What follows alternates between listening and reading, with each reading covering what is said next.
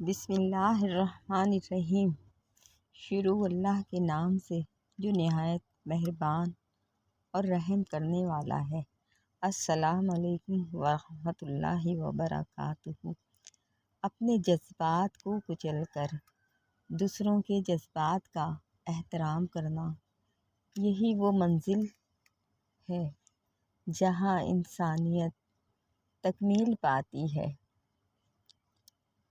ان لوگوں پر اعتبار کرو جو تمہاری 3 باتیں بھانپ سکیں: تمہاری ہنسی میں پوشیدہ درد، تمہارے غصے میں تمہارا پیار،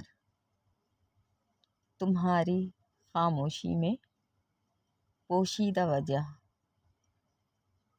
دل میں برائی رکھنے سے بہتر ہے ناراضگی ظاہر کر دو۔